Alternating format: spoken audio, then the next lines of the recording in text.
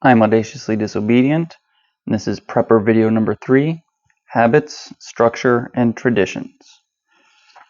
So why is a habits video a prepper video?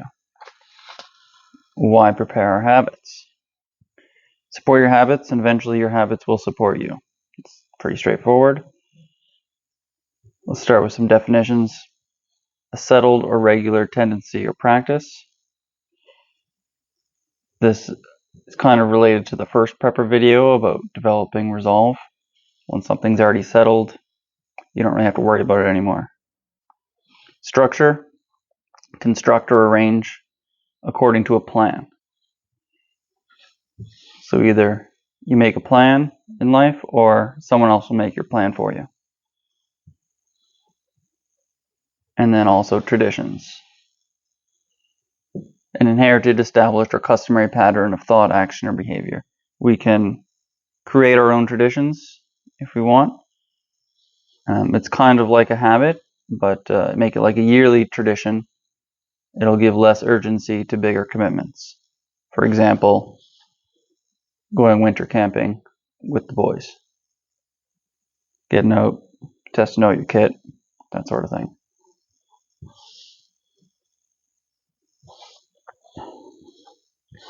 So what type of habits are we going to prepare today?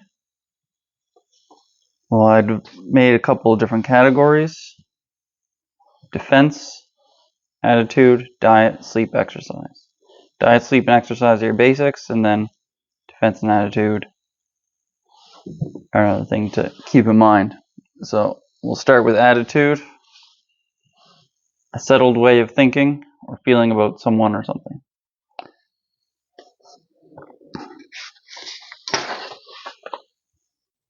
So when you're thinking or feeling about something, it's all about the attitude you have. If you need to work out, I get to use my body, not I have to go work out. If you're failing at something, that's good. I'm learning this, not I'm bad at this. When you're trying to make a lifestyle change, don't expect perfection immediately. Just commit to consistency. If you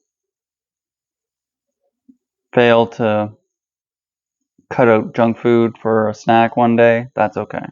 You're committed to consistently improving, and it'll only get easier. And then also make it part of your identity. So when you get home from work and you sit on the couch, think about it. Am I the kind of person that wants to be useless and have zero skills and eat garbage, or am I the kind of person that wants to be strong?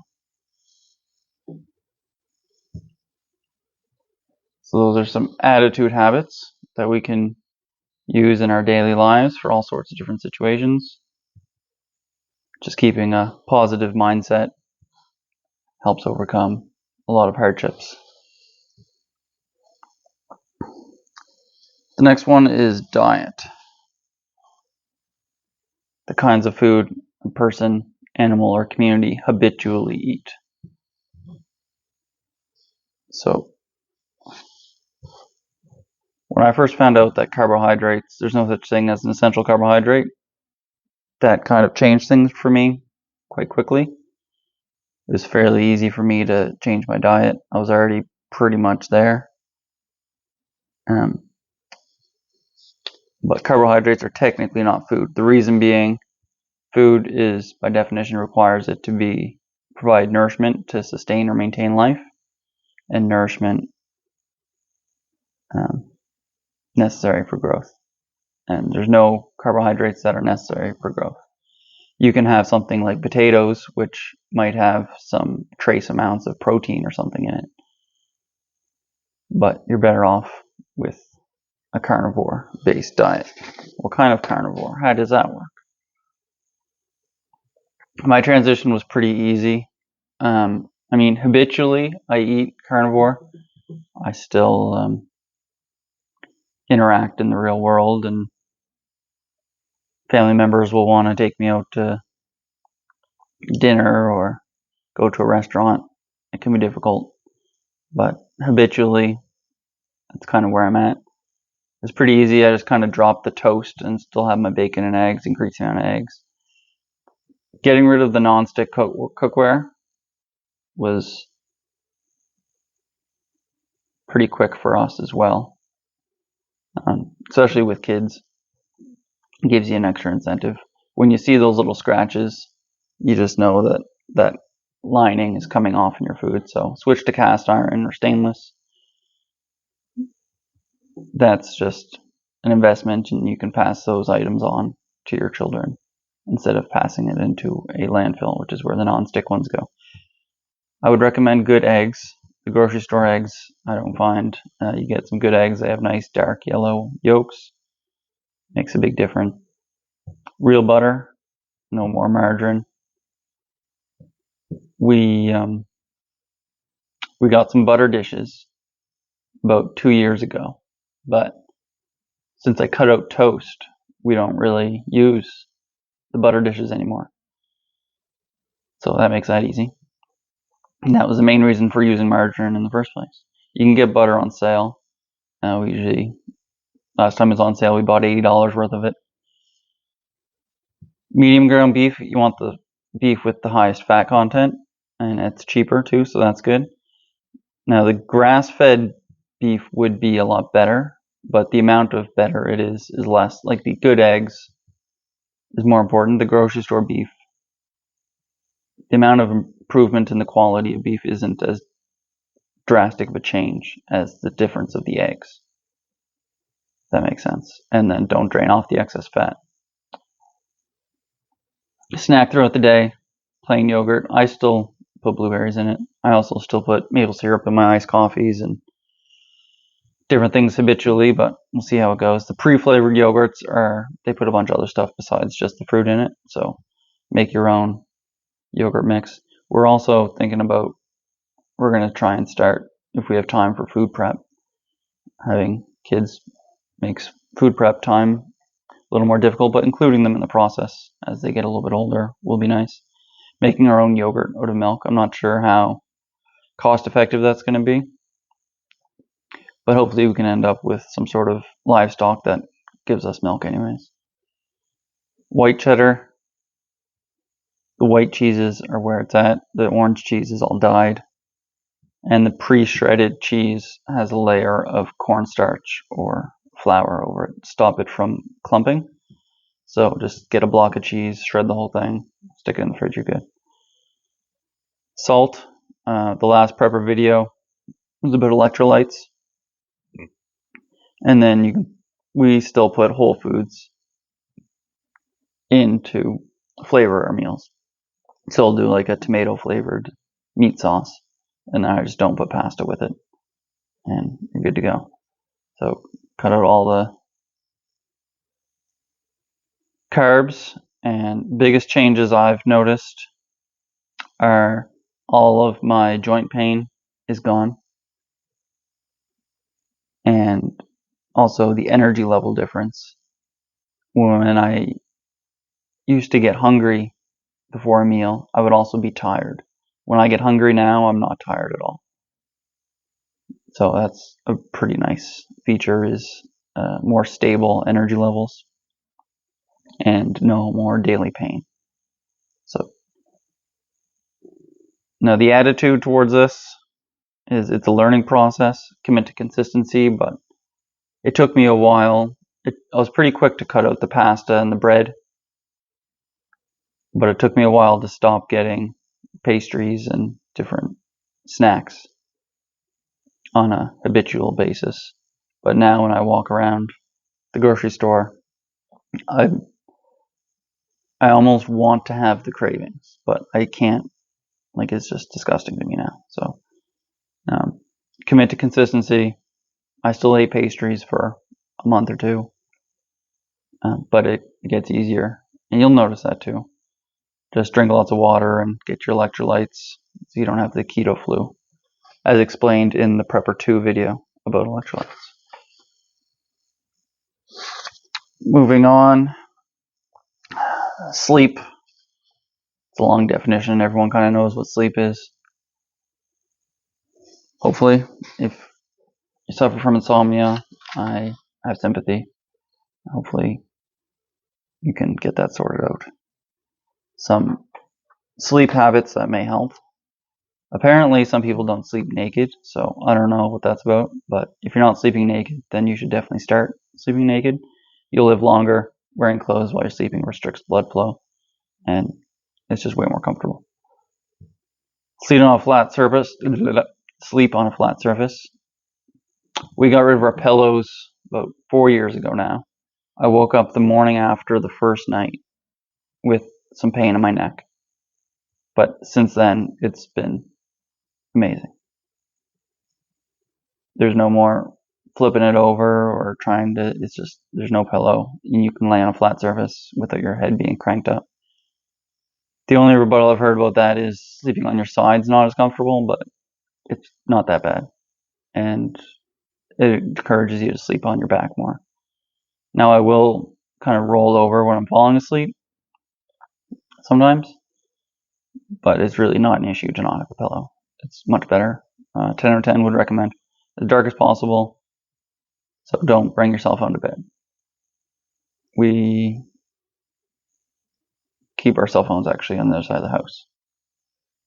So, I mean, you can probably keep it in your room if you want, but I wouldn't have it in the bed. The doom scrolling, the brain rot, it's not a good time. I'm going to sleep to rest, so sleep until rested. I understand switching to not having an alarm might be tricky. You have to get up at a certain time for work, but it is well worth it if you can not have an alarm on a habitual basis. I'll still set an alarm if I'm going out fishing or hunting or something, but on a day-to-day basis, no alarm. We are in the process of switching to a floor mattress. We do currently have a fairly firm mattress, and we just got rid of the bed frame, partly with the co-sleeping with the baby, but also it's just better, and it keeps you moving more if you have to get up off the ground instead of just roll out of bed. But the next step is to get an actual floor mattress that's a little bit stiffer, not as, no springs basically, is where that's at. So some things to try out, especially if you're having trouble with sleep. The next one is exercise. That's a good one. The thing about exercise is you're probably doing something else instead of it. It's pretty easy to do good stretches in the morning. Manual labor, I mean, if you work behind a desk, then I understand there's some jobs that need to be done, but even manual labor around the house is amazing because you get stuff done, you save money, and it's just awesome. Rucking, get yourself out and moving. Weightlifting for building strength, because being strong is better than not being strong. If you're not getting stronger, you're getting weaker. A good thing also that everyone should probably have in their house is a chin-up bar that you at least just hang from. About 2 minutes a day is what we're doing. And that helps with the back and shoulders. And if you're having any back pain, hanging from a chin-up bar that mounts in the doorway or something is a good way to help with back pain. But also if your diet is a bunch of carbs, then you're just going to have more inflammation. Sex, if you are potentially going to get someone pregnant, you're going to want to have, basically, DNA will be damaged if you go more than, they say 2 to 4 days. After 2 to 4 days, the DNA in the sperm begins to suffer in quality. So if you, like, I guess if you're a single dude, then maybe you could use that before a date if it's been a while, but habitually I would cut that out. Sports, play sports, don't watch professional sports. That's like the whole Roman thing. They made the Colosseum to be able to control the population. So I don't know what people are doing watching professional sports, but that's kind of crazy to me. Maybe someone can let me know what that's all about. I mean, bonding time with the boys is good, but with your buddies, I suppose. But I would rather get out for a rock or something with them, or go outside and touch some grass, work on some land navigation, or hit the gun range, or even do some manual labor, help them out with a project around their house. So that's habitual exercise. And then the other one that we're covering today is defense, the action of defending or resisting an attack. Now, this is something that you don't want to have to do, but it's also good to just be aware of your surroundings. Be in the moment when you're existing in life, because we only have one life, so you might as well be in the moment to where you are at that time. So head on a swivel, that doesn't mean be paranoid, it just means be present with where you are. When you're out in public, you're surrounded by people, just be there. Don't be staring at your phone all the time.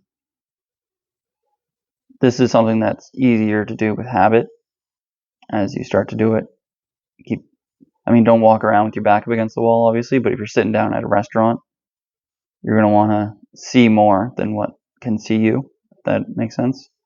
Also, restaurants are going to have an exit out the kitchen. Might be a good thing to know. Stay vigilant. That's kind of like the head on the swivel, but complacency. So you also have to defend against yourself, right? You got to watch where you put your feet. Make sure you have a good footing where you're standing. Don't just step out in the road and get hit by a truck, please. Let's stay vigilant. And everyday carry what you can, what you're comfortable with, what you know how to use. The other option is to hope that nothing bad happens. You should have medical at least in your vehicle. A tourniquet on the person may also be nice to have. Better to have and not need. And if it's something you're habitually putting on your person, then you're kind of good to go. And you just feel better. You don't have to worry about it. Again, you don't have to be paranoid when you're walking around like a schizophrenic. It's just useful, beneficial to be where you are. So, in conclusion, we are only as good as our routines. Make a plan, or a plan will be made for you. And commit to consistency. Attitude is something that you don't have to buy. And always remember, obedience is not a virtue.